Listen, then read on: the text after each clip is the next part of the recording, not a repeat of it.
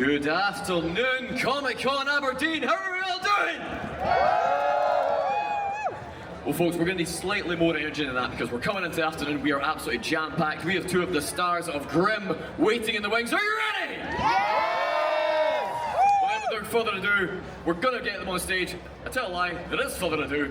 A little bit of housekeeping, so we're going to have a little chat and then we're going to throw it over to you. This is a Monopoly events panel, which means you are just as much part of the show as everyone who's on stage. So once we come to Q&A, get those hands high up in the sky. Once you have the microphone, please, after you've asked your question, get it back to our staff and keep your hands in the air so we can see you and we can get the microphone to you as quickly as possible. Does that sound good and make sense? Yes! Perfect. But then, without further ado this time, please welcome to the stage Elizabeth Tuck and David Ciccilli!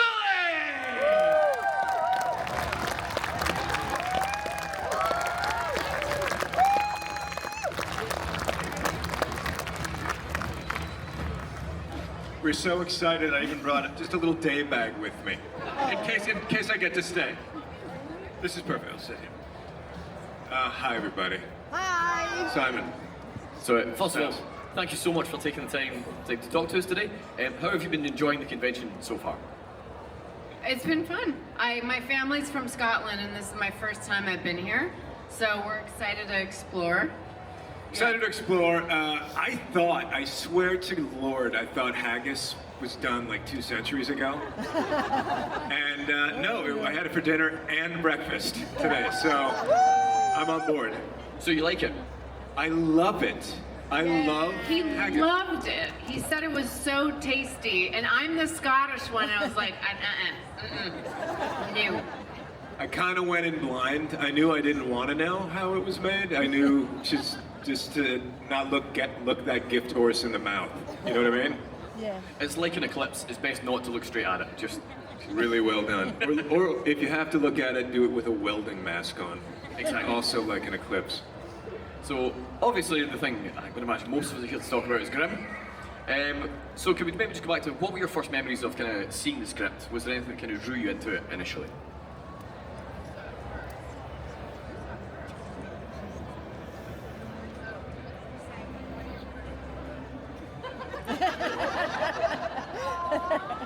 Well, I was saying David read the script first because he was cast first. But when I read it, it was funny because he was announced. We had done a movie together. Not everyone knows this, where we played boyfriend and girlfriend about 6 months prior to casting Grimm. And so we knew each other and we were friends. And I saw online he booked the lead in a pilot called Grimm. So I texted him, congratulations. He said, he texted back, you'd be perfect for the role of my girlfriend, Juliet. And I said, that's great, but it hasn't come across and I'm supposed to be testing for this other pilot next week, but thank you. Right as we were texting, my agency called and said, you have a last minute audition for this show called Grimm. So I'm like, David, that's so weird it came in. I'm going in tomorrow, so thanks for all the time. And I thought I blew it. I did the 2 scenes, there's like 12 producers in the room, and then they're like, thank you. So usually, you know, you want some feedback, and so I was like, whatever, not meant to be. And then Sean Hayes, who's an actor who's on Will and Grace, he called my agent immediately after I left and said, we thought we had our Juliet until Bitsy walked into the room. Tell her she's testing tomorrow and not to change a single thing about her audition. That's why we didn't give her any direction. And then 2 days later, we were doing chemistry reads, and I remember the first day we were up in Portland. Season 1, it was me and the 5 guys for series regulars. Claire and Bree weren't there yet, so it was me and a bunch of the boys on top of the hotel, and I said to them, this show will go at least 5 seasons, minimum. 5 seasons minimum. I was so confident that it was so well written and confident in the director, and I knew his work, and I was just, yeah, I thought it was going to be great, and it was. What about you? What was the question? I got lost in my wife's eyes there. What was the? Well, that's adorable. Was there anything about the script that initially really drew you in? Was there anything about the script that initially drew me in? I knew that there was nothing else like it that I had read. I think it's important for TV shows to have their own immediate personality. So many TV shows get made, so many movies get made, and we never see them. And I think the ones that truly do succeed have an identity unto themselves immediately, without the cast, without you see it's a still from Grimm, and you know it's the show. And I think it was just so unique. The world of fairy tales, the green, verdant green, mossy forests, the whole thing. I knew it was special. But then they hired me. I'm like, well, it's not going to go. They got the wrong guy. And then for some reason it kept going. No, that's fantastic. Well, I think we've got a big crowd here, so we'll immediately come over to questions.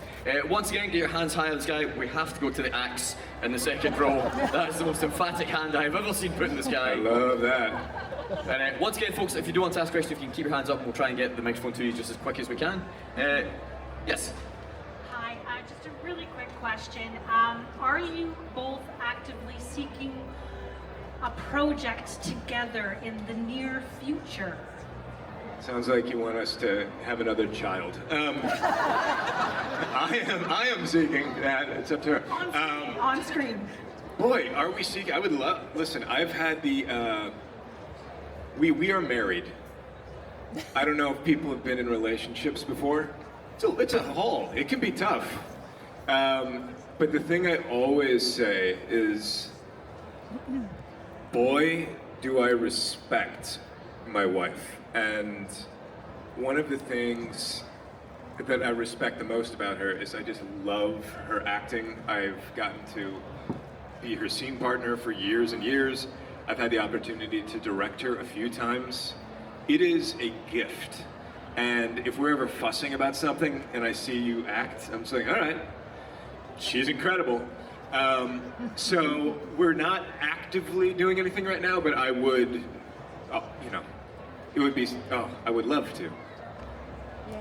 I think it'd be great. I loved working with him as a director on Superman and Lois. He directed a really intense episode and he did a great job.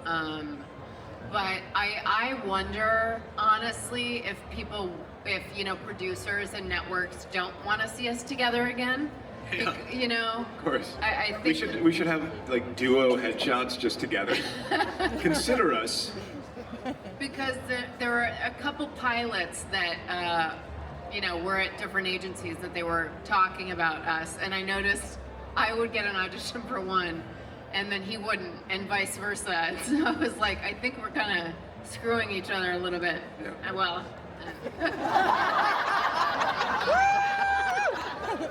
She got the little bit part right. So yeah, we'd love to, but nothing actually cooking right now. Great, amazing question. We've got a question over there. Hi there, how you doing?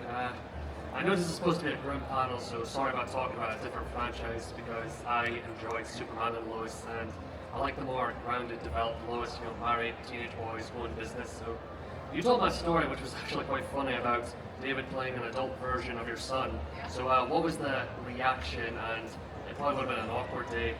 What's said, it was like, honey, apparently you're playing an adult version of my character's son. How did you find out? So my showrunner, Todd Helming, is a big fan of David's, and David got to direct on the show, and then he kind of was saying, hey, do you think there's any chance David would just do a cameo in the series finale as one of the grown-up boys? And he said, sure. And I was fine with it. I was in character until he walks in the front door. The boys are kind of morphing during the take. I didn't know he was going to do this, and he leans down and whispers in my ear, "Hey, mommy." So I was like, because I was in character. I'm like, no, that is not happening again. And I had them rearrange because I was so afraid he was going to mess with me again. He had been when you're blocking, you know, they use different colors, and it's like Lois stands here, older Jonathan here, Son husband and I stands said, here. move him over there. I don't want him next to me because I don't trust that he's not gonna say something that's gonna make me break character. Yeah. I mean, yeah, it's funny to say. It's a fun thing to say. I did. That's absolutely incredible. I believe the microphone is made its way to Cobra Kai. Hi. So if you could play any Grimm character, who would it be? Wait, where are you? Here. Over on the left. Oh, there you are. Hi.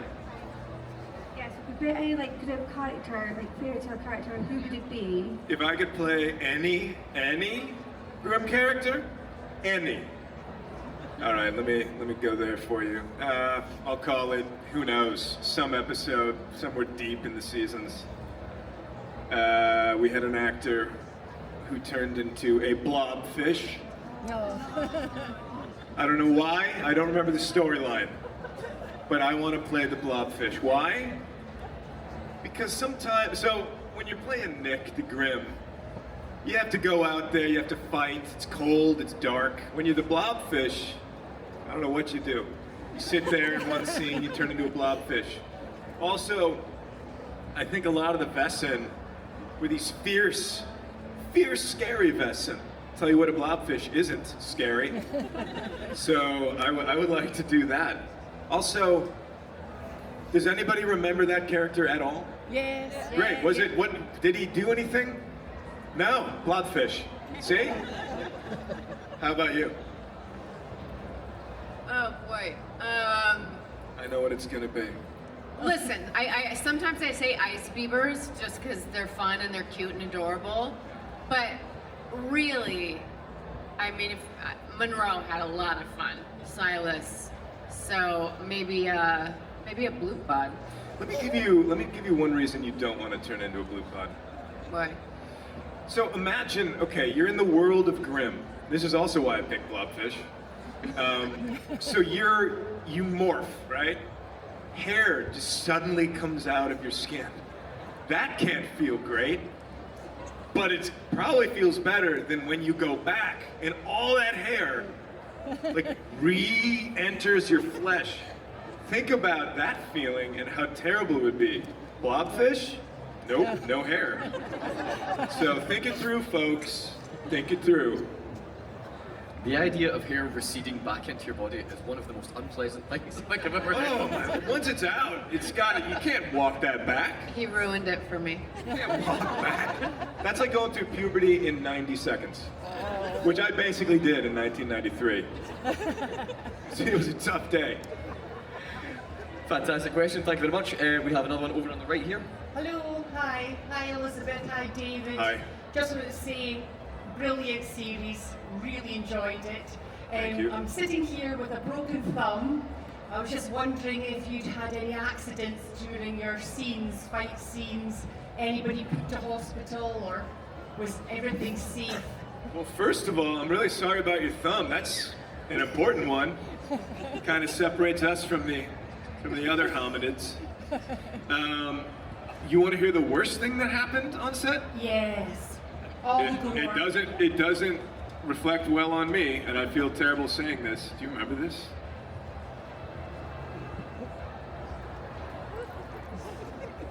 Okay, so I had to do a fight scene with Spouse, and it was when Juliet died, I believe. No?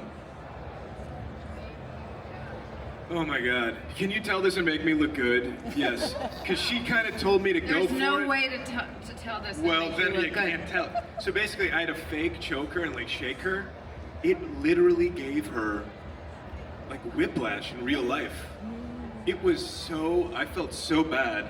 In your defense, I was in it, and the problem is, when you're doing your own stunts, which I did infrequently, you get such an adrenaline rush.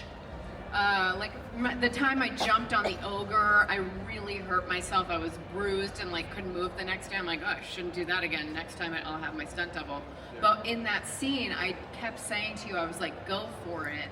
So that I wanted the veins popping out on my forehead. I wanted to look like I couldn't breathe and stuff. and then I got whiplash and like couldn't move my neck for 2 weeks. Yeah, so that Yeah. felt terrible. I also, I'm pretty sure Because I was like doing this, like yeah, when I was back and forth. doing a stunt, it wasn't even a stunt, it's so lame. I was doing like a stunt for Eve and I had to kind of push forward, and we were in this hallway and the floors were slippery, and I kind of had to push forward and go like that and the doors would open, and I'm pretty sure that's when I tore my labrum in my hip, and I ended up having to have surgery. But then the worst thing that happened on the show was one of our stunt guys broke his back. He kind of fell down a stairway Yes. doing a stunt. Now, obviously, when you're a stunt person, like that's part of that, you know. He miraculously healed up completely, but Yeah. I remember, so when you're doing stunts, I don't know, you just think you can do them and it's fine. I remember season 1, I was volunteering to do everything, and Russell Hornsby, who played Hank, he took me aside one day, he's like, David, just stop now, trust me, because what's gonna happen is exactly what does happen. You get hurt. There's a reason people are professional stunt people. I Yeah. will say that, you know, especially as Eve, I did do more stunts than I did as Juliet, and they had me in such tight clothing, and a lot of the time they'd have to put knee pads in. So I look like I have the weirdest knobby knees. If you look. That's what everybody was thinking here. Old knobby, Just like knobby weird Eve. poochie outy knees, because they'd have to shove a knee pad and then like tight leather pants over it. Yeah. And to those of you with poochie outy knees, no offense. Sorry, we've heard that phrase before. We have another question over on the left-hand side here. Hi, Elizabeth. I'm David. Wonderful hug giver right there. Should be a chiropractor. Hi. Hi. Similar to injuries and stunts, I think this is more a question to David. It's the zombie. The episode where you're having to go all out on the entire team as Zombie Nick. How was it personally, effectively going all out on all your colleagues? I only, these were filmed a long time ago. So I don't remember all of the ins and outs of the story, but I definitely remember the general feeling of being a zombie Nick. I'm a man with imperfect hearing in life. I'm deaf in my left ear completely. Fully can hear out of my right ear, but you know what I have? Perfect vision.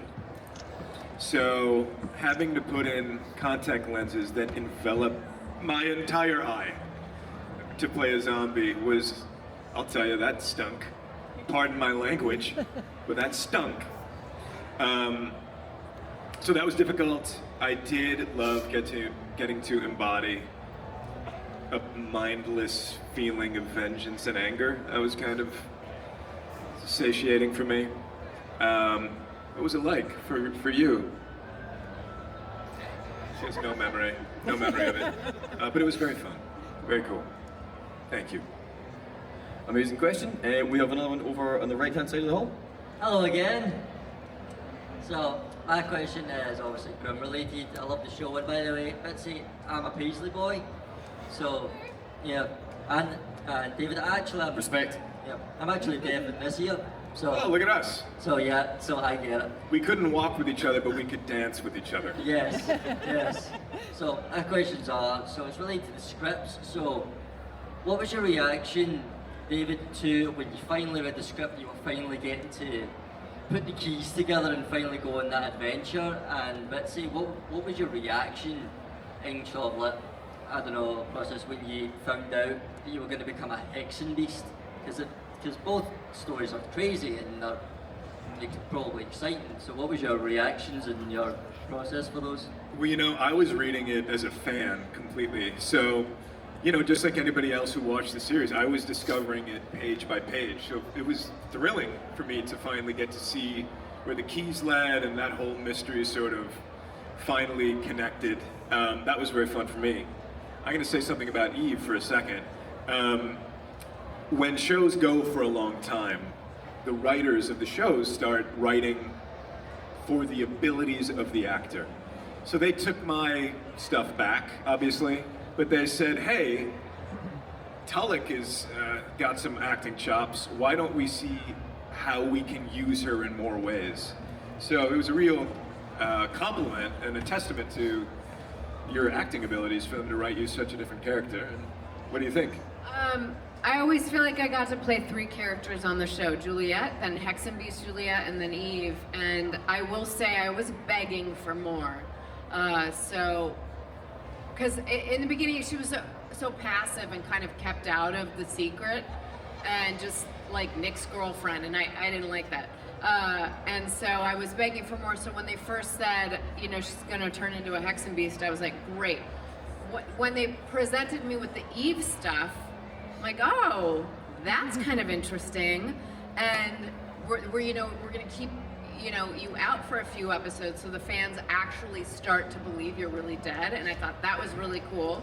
And then I went all in. I was watching all of the Femme Nikita films for inspiration, and that was fun. She was independent. She kind of had her own thing going on. I liked the training. On Instagram, I posted, someone tagged me in a video of a scene where I'm in the red wig and I'm torturing this guy.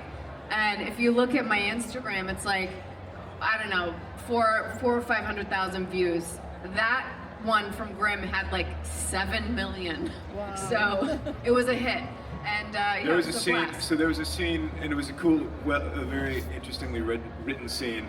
Basically, Eve was interrogating a guy, and she would like put her hand over his mouth, and his mouth would disappear, and then over his ears would disappear. And I always thought, if she put her hand over his butt, would it like meld into, instead of just butts, like one thing without a crack?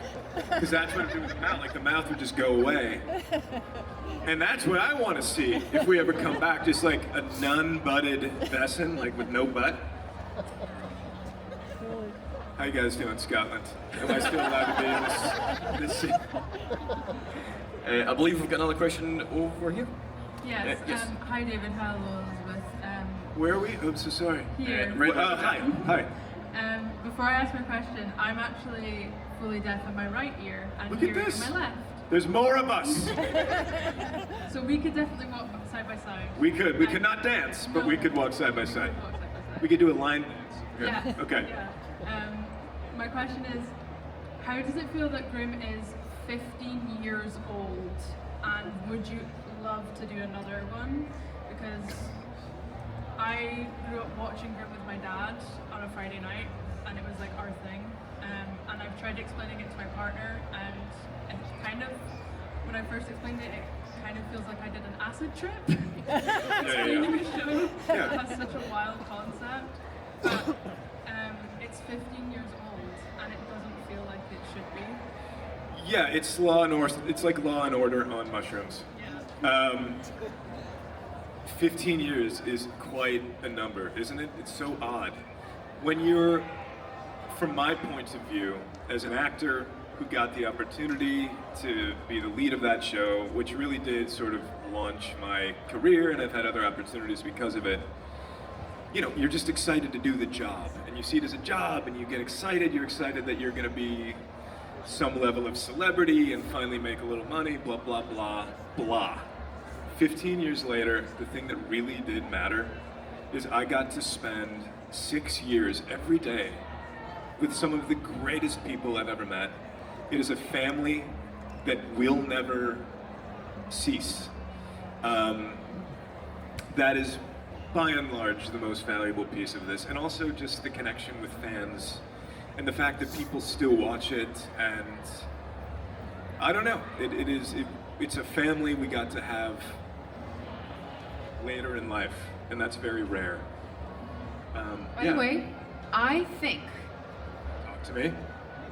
we started filming the pilot Probably like right now, on 15 March years ago. 14th, 2011. So 15 years ago.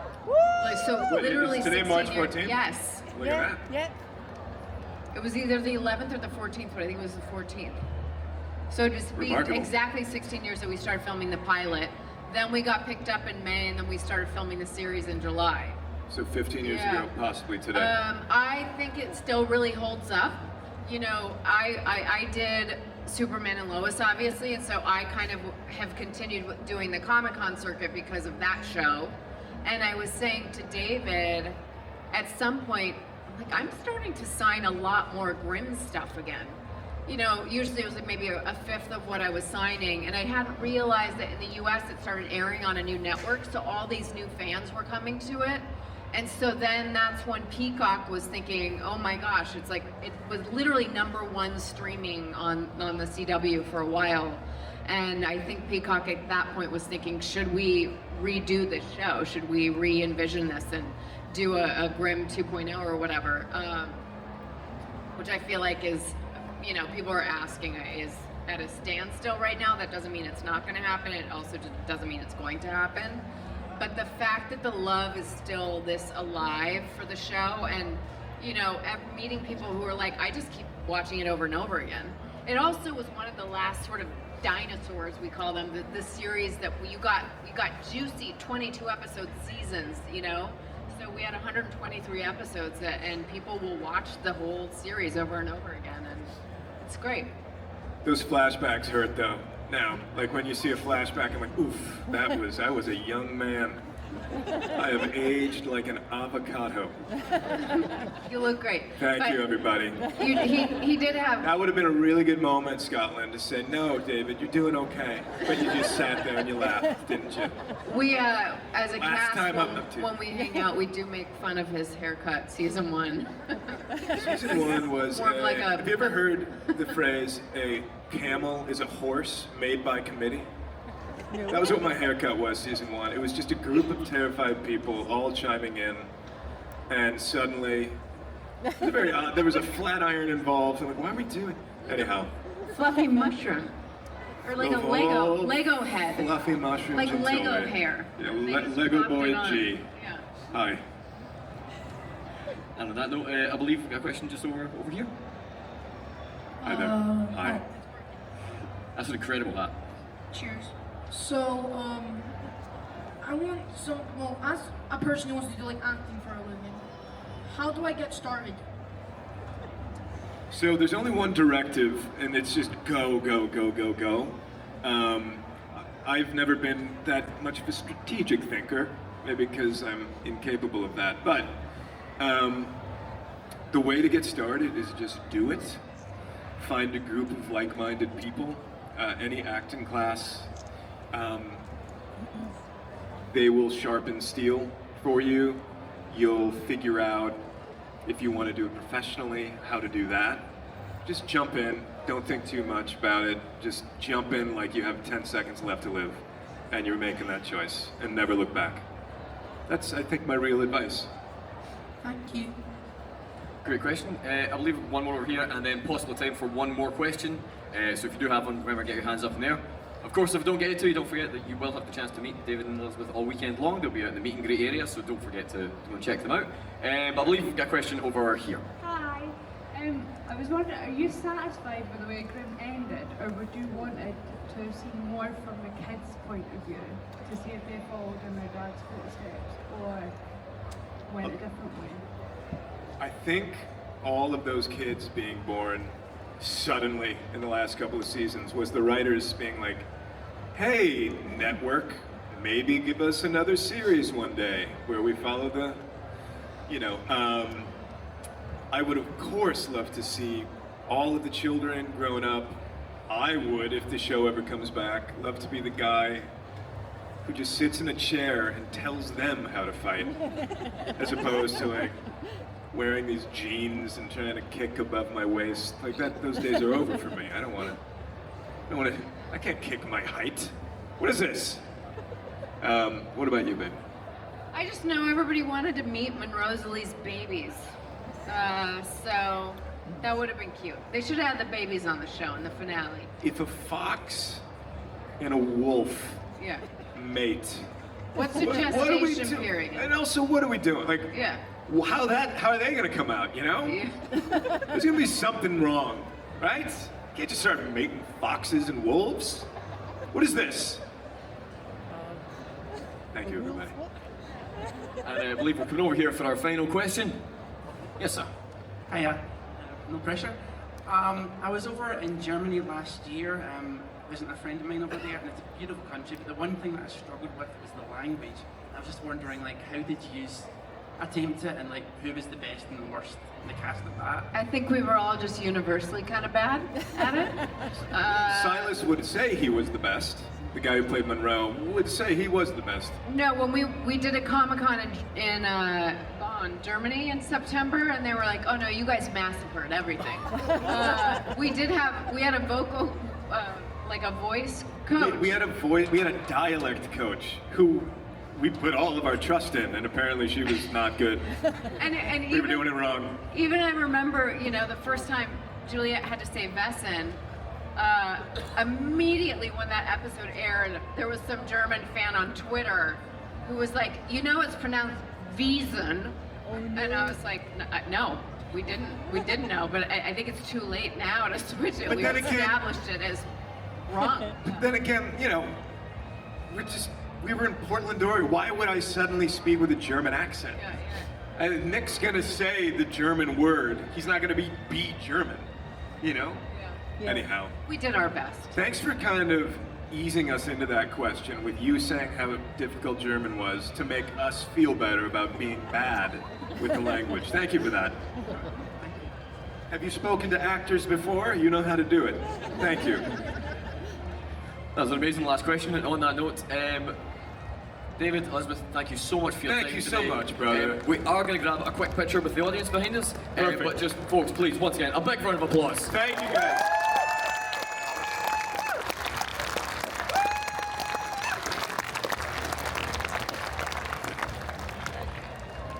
So guys, on the count of three, if you make as much noise as possible. 1, 2, 3. Thanks so much. Folks, once again, a big round of applause for David and Elizabeth!